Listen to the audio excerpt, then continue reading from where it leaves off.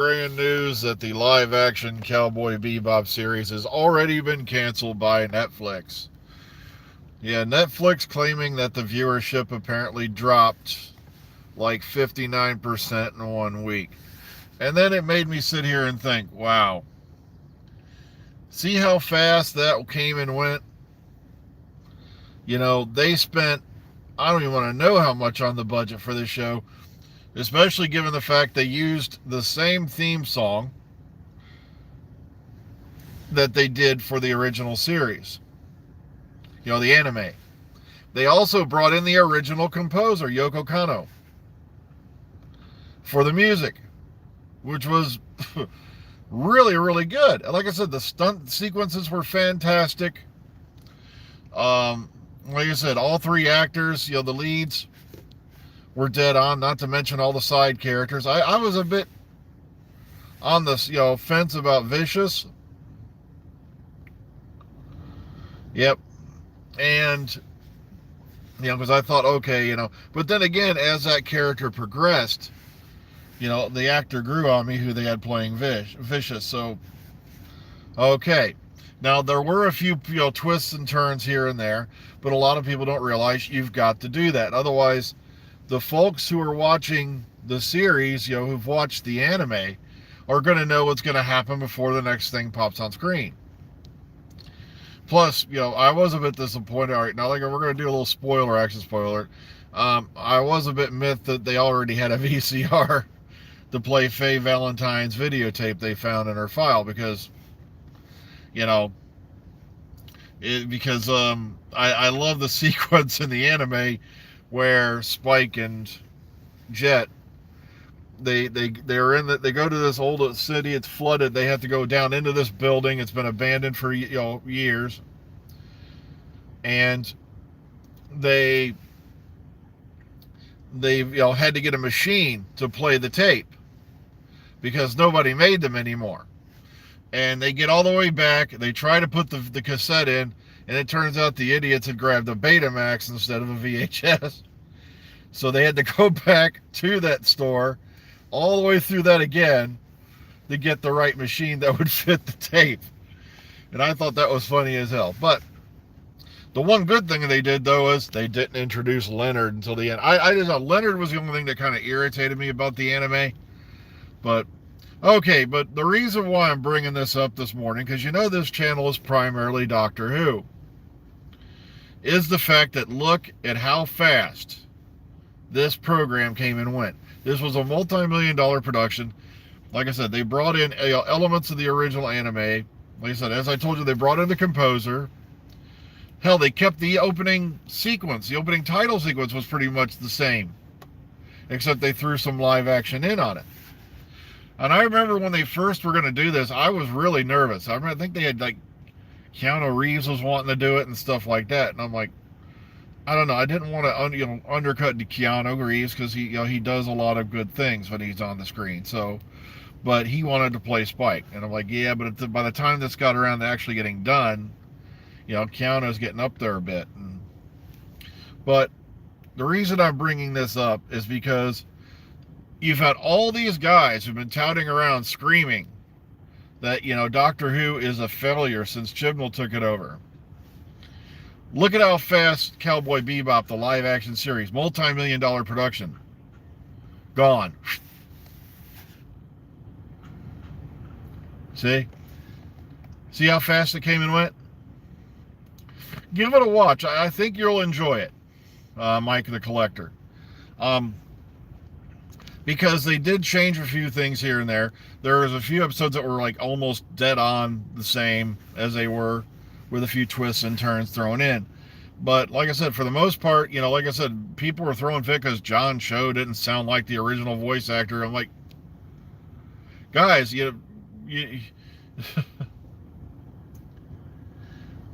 well, the Halo series, I never played the video games and all that, so I don't know if should I judge it or not, really, because I've heard about the game series, don't get me wrong. I even own a helmet from it, but I bought that because it reminded me of the helmet.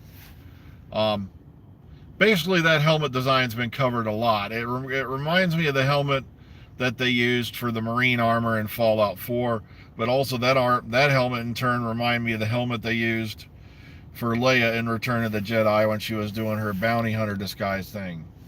So, but it reminded me though of just, everybody's claiming this series is a failure. It's dead. It's blah, blah. And okay, your ratings for Doctor Who are higher than most Disney Plus shows. You see what I mean? Yet, the ratings are dropping. That's because not everybody's watching it on the same night anymore. And everybody's like, look at how much Strictly gets and all these other reality shows. I'm like, that's because if you don't watch them that second, a lot of these shows are live shows. And also, some of them have been around for 1 billion years, but it's like they don't want to get, spoiler alert at the box. Whereas Doctor Who, you can pick it up and watch it anytime as long as you avoid social media. Because that's what I did. I didn't get a chance to really watch the finale. So I think it was Monday. We just had a busy Sunday last week. We'll be having the Omega Files for that recording tomorrow, if all goes well, for the finale of the series. And, you already said people flux, blah, blah, it's sunk. Look, I can understand. Like I said, nothing's ever perfect. I have my questions and concerns about the last series as well. But you're not going to see me walking around going, the show's dead. Chibnall killed it. I can't get I ain't gonna say it because I'll probably lose my YouTube viewing. Parts of me will not stand erect because they did all this. Or my favorite one, they've disrespected Hartnell, and I'm like, yeah, notice how fast that went away when a bunch of the classic fans go, does that mean Philip Hinchcliffe disrespected Hartnell? It's like, because he did it back in 76. What? It's like, do your research, guys. That's supposed to be or here's my other favorite one. Those were the incarnations of Morbius. And I go, yeah, I thought that too until I read up on it. And Philip Hinchcliffe's already stated 1 billion times over the last couple of years, no, the Morbius doctors, as they were labeled, were previous incarnations of the Doctor, because they didn't have any set rules or guidelines as to the Doctor's age back then. They didn't have the, like I said, a lot of people don't realize the 12 regeneration limit didn't come in until like 76, 77. It's like, and the show had already been going on for, 14 years at that point.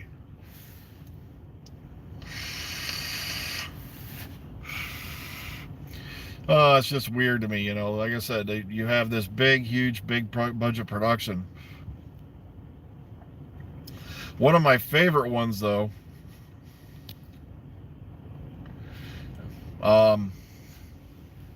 was the fact that, I had a guy on one of the groups comparing the actress who played Faye Valentine to Mrs. Swan from Mad TV. I'm like, dude, are you freaking blind? We should have got this. And then he compared the anime picture to some cosplayer he probably plays pocket pool with himself to. And then instead we got this. He puts a picture of Mrs. Swan from Mad TV, if you remember her, played by Alex Borstein, if I remember right, to the actress who played Faye Valentine in the live action series. And I'm like,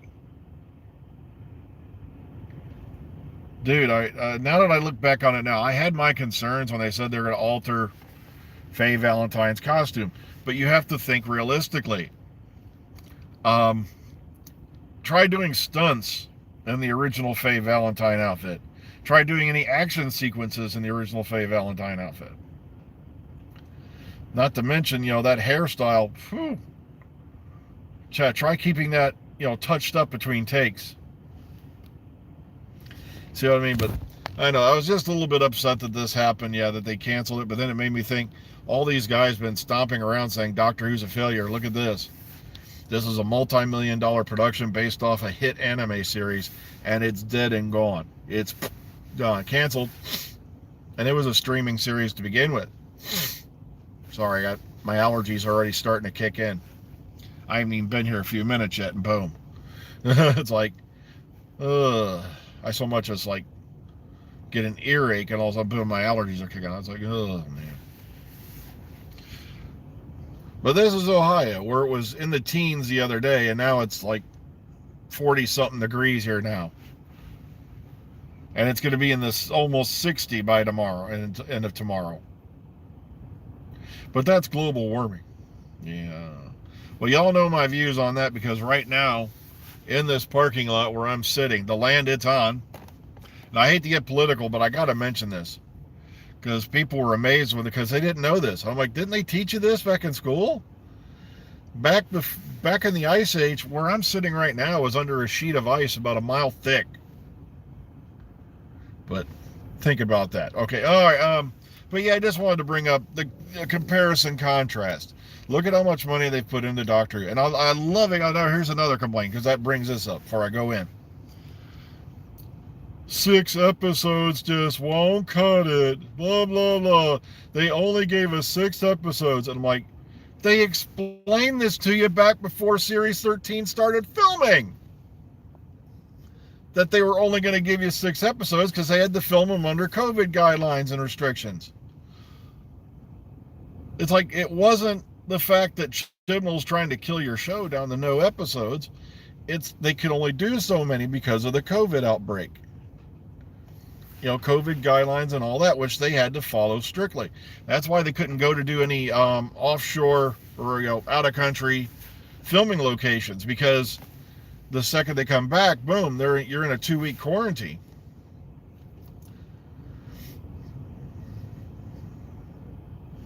All right. I'm sorry I didn't get all that last comment. It's just that's the thing. It comes up here. It's only that big on the phone, and it's gone before I finally get a chance to focus on it. I'll read it later, though. Don't worry, because I can watch it on the replay. So, yeah, Cowboy Bebop canceled after 1 season. And I want people to think, wow, Chibnall was such a failure, yet his series is still going. You know, well, he's basically left the building, because for what we've heard, RTD's team took production over as of this past Monday. Or allegedly. So, you know, that team's already hard at work doing what they got to do. Okay, folks, well, I got to get going because it's time to run in. So please take care of yourselves. Enjoy your day. You know, if I don't get a chance to say it, you know, enjoy your holidays. Hug your loved ones and all that, because, you know, you know that you should know the story by now. Yeah, go see Afterlife. Yeah, Mike the Collector. It was worth every, you know, thing I got. It was an incredible movie. It was. All right, good night, everyone. Well, good morning, everyone. I'll see you later.